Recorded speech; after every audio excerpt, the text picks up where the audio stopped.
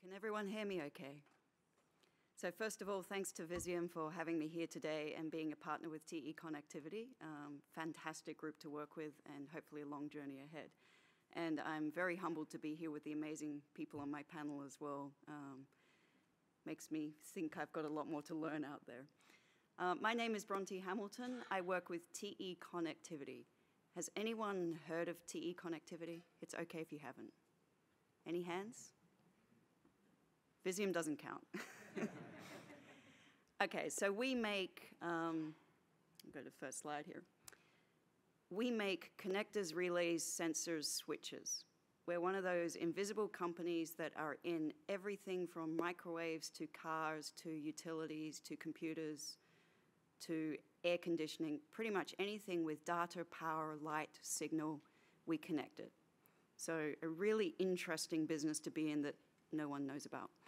So the good thing about TE is we make probably 250 plus billion connectors, switches, sensors a year. And we do that over a high count of locations and countries across the world. So we've been around for quite a while. We have a very broad portfolio. My specific area of the business focuses on industrial connectors. We have 1 million parts, and we actively sell probably about 400,000 parts. So when it comes to AI, there's this enormous opportunity because we have this embedded complexity in the customers that we sell to, where and how we sell to them, and then the product set that we have. Because if you think about it, our connectors, say in an electric vehicle, might only be a couple of $100 of the total material that go into building that EV, but you can't build the EV without us. So it's really critical we get the right components to the right place at the right time, and that's everywhere around the world. So we started on this journey quite a while back.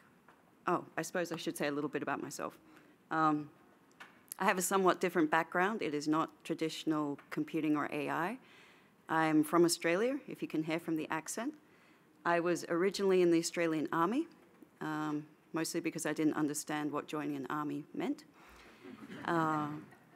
Did a triple major, did first class honors in information systems, national threat infrastructure protection.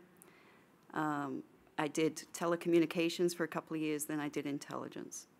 I served in Iraq and Afghanistan and really learned how to deal with complex information synthesis in ambiguous environments, leveraging a number of means or channels.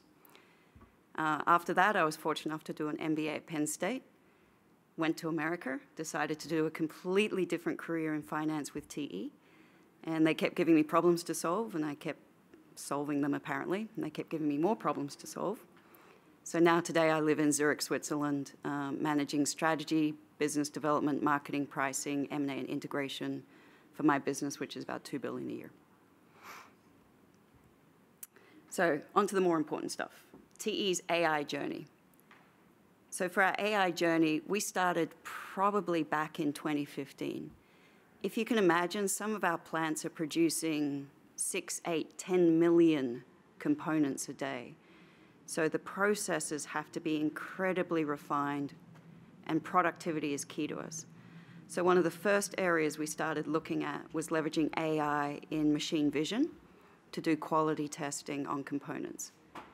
Because again, your component might be a tiny folded piece of metal that's plated with a gold contact, but if it goes into a vehicle and then then it fails in that vehicle, then the repercussions are significant, which in business means stupid expensive for us. So this is where we started the journey.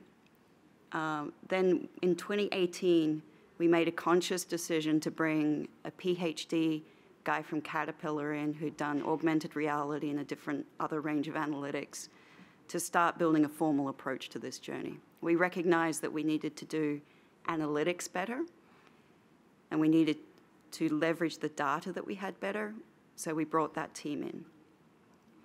Over the next few years, and I was closely involved with this, we started building out what we call a hub and spoke model, which is where we had a core team of data scientists to help work on the models and build deep expertise.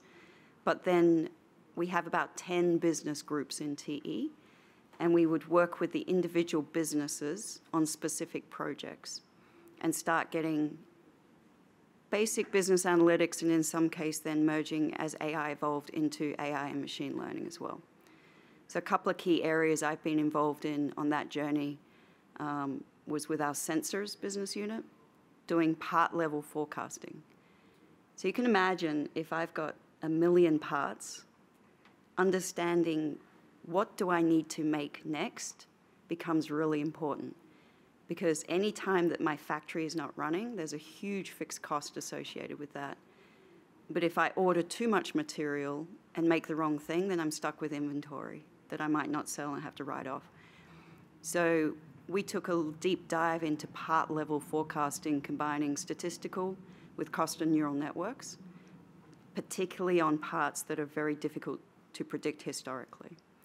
So that's one of the areas we started touching on the last couple of years. As I look forward to where we are today moving forward, we're now really starting to recognize the speed and importance of AI and how deeply that is going to impact our business processes. So now we're just literally right now building out a much more in-depth AI governance model. We're still leveraging the AI hub and spoke model, but we'll also build out an AI center in Singapore and start getting more consistent and structured how we approach this. So our AI program, what are we trying to do? You'll see here the BU prioritized applications. Well, actually, I'll start from the other way. First of all, we need a scalable enterprise foundation. This is really hard in my company. We have 10 business units. Each one's its own little country with its own general manager, and they're given a lot of decisional authority to go do what they need to do to perform as a business. Trying to get 10 different cats galloping in the same direction is tricky. But with AI, there are certain things that you just have to scale across the enterprise, otherwise it's too expensive to do. So first of all, we need this scalable foundation, having the governance structure, having the allocation of resources, building out our AI hub in Singapore, bringing in the right talent with data scientists, et cetera. With our AI, there has to be a purpose, has to be an intent. You can't just throw it and chase shiny things all day. So we need to deliver better products faster. We're in a highly competitive, highly complex ecosystem with supply chain, customers, and products. We have to show a benefit to our customers and to our shareholders. And then the BU, that's our business unit, so that's one of those 10. We let them prioritize the applications. There's a really critical piece of AI. It does not matter how strong or powerful or elegant your model is. If the people on the ground don't want to use it, they will not use it. It doesn't matter how perfectly, beautifully it makes sense. It could give you 10 times the profit. They will not use it if they don't want to. So we've found the best way to get them to use it is to suggest to us the problems they want to solve. Okay. I'll spend a couple of minutes now on some key learnings that we've had so far from AI. These are really close to me. I've experienced some of these directly, and I also see broader across the company.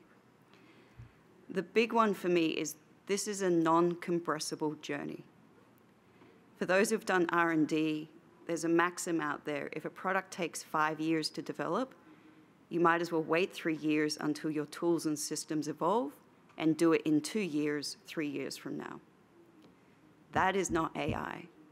Because with AI, it's not just the tools or the models.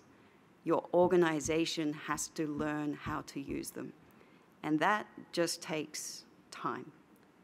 So my recommendation there, start early, start anywhere, break it, mess it up, try it again. But it gets your people on the ground used to framing business problems in a way that data scientists and AI ML specialists can work with, and that relationship between the two. That takes time.